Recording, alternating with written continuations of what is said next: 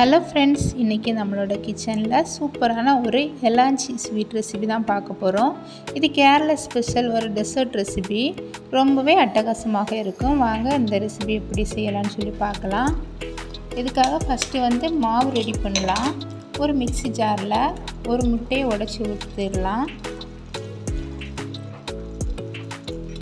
ஒரு முட்டைக்கு கூட ஒரு அரை கப் தண்ணி சேர்த்துருக்கேன்.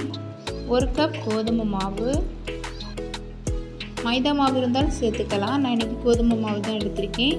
கொஞ்சமாக உப்பு சேர்த்துருக்கேன். ஒரு பிஞ்ச் அளவுக்கு மஞ்சள் தூள், அப்புறமா ஒரு ஸ்பூன் அளவுக்கு நாட்டு சர்க்கரை எல்லாத்தையும் சேர்த்து மிக்சியில் நல்லா அரைச்சி எடுக்கலாம். அரைச்சி எடுத்த மாவை இன்னொரு பவுலில் மாற்றி அப்படியே வச்சிடலாம். இன்னமா உள்ளாடி வைக்கிறதுக்காக ஸ்டஃபிங் ரெடி பண்ணுவோம்.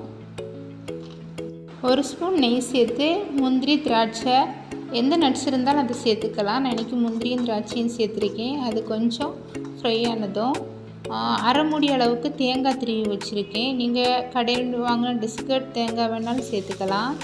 இது ஃப்ரெஷ்ஷான தேங்காய் தான் சேர்த்துருக்கேன். சேர்த்து அதை நெய்யிலே நல்லா வறுத்து எடுப்போம்.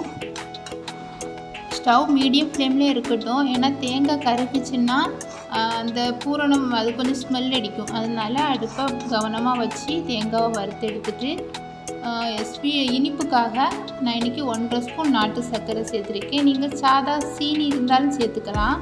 நான் இன்றைக்கி நாட்டு சர்க்கரை தான் சேர்த்து அதையும் லைட்டாக பரட்டி எடுத்துட்டால் போதும். இல்லைன்னா நாட்டு சர்க்கரை மெல்ட் ஆகிரும். நீங்கள் ரொம்ப இது பண்ண வேண்டாம். ஸ்டவ்வை ஆஃப் பண்ணிடலாம். இந்த டைமில் ஸ்டவ்வை ஆஃப் பண்ணி அந்த ஹீட்லேயே நாட்டு சர்க்கரையை லைட்டாக அப்படி பரட்டி எடுத்துட்டால் போதும். இப்போது அந்த ஸ்டஃபிங்கும் ரெடி ஆகிடுச்சு. இனி நம்ம எடுத்து வச்சுருக்கிற மாவில் தோசை மாதிரி அதை ஊற்றி எடுக்கலாம். கொஞ்சமாக எண்ணெய் தேய்ச்சிட்டு இந்த மாதிரி தோசை மாதிரி லைட்டாக விட்டு எடுத்துக்கலாம். ரொம்ப வேக வேண்டாம், ரொம்ப முருகலாம் வேண்டாம். லைட்டாக தோசை மாதிரி விட்டு எடுத்துட்டால் போதும். சூப்பராக வந்திருக்கு.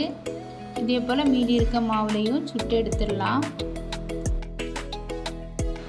இப்போது லேயரும் ரெடி ஆகிடுச்சு. அந்த உள்ளாடி வைக்கிற ஸ்டஃபிங்கும் ரெடி ஆகிடுச்சு. இனி ஒவ்வொரு லேயராக எடுத்து அதுக்குள்ளாடி அந்த பூரணத்தை வச்சு ரோல் பண்ண வேண்டியதுதான்.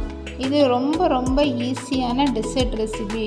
குழந்தைங்களுக்கு இதை செஞ்சு கொடுத்து பாருங்கள். அவ்வளோ டேஸ்ட்டாக இருக்கும். ஏன்னா நம்ம அதில் நட்ஸ் எல்லாம் சேர்க்குறதுனால அதை சாப்பிடும்போது அந்த நட்ஸ் எல்லாம் கடிப்படும்போது அது அவ்வளோ டேஸ்ட்டாக இருக்குது. நீங்கள் இதை மறக்காமல் ட்ரை பண்ணி பாருங்கள். ட்ரை பண்ணி பார்த்துட்டு இது எப்படி இருக்குன்னு கமெண்ட் பண்ணுங்கள். அப்புறமா இம்பார்ட்டண்ட்டான ஒரு விஷயம் என்னென்னா, குக் வித் கோமாளியில் இந்த ரெசிபியை சோயா பண்ணியிருந்தாங்க. எலாஞ்சி ரெசிபி செஃப் தாமு அவங்க கூட ரொம்ப நல்லா இருக்குன்னு சொல்லி அவங்கள பாராட்டியிருந்தாங்க. நீங்களும் இதை மறக்காமல் ட்ரை பண்ணி பாருங்கள். அதுக்கு முன்னாடி நம்மளோட சேனலை இப்போ தான் ஃபஸ்ட் டைம் பார்க்குறீங்கன்னா மறக்காமல் சப்ஸ்கிரைப் பண்ணுங்கள். நம்மளோட வினி சாஜு கிச்சன் சேனலுக்கு நீங்கள் சப்போர்ட் பண்ணுங்கள். தேங்க்யூ.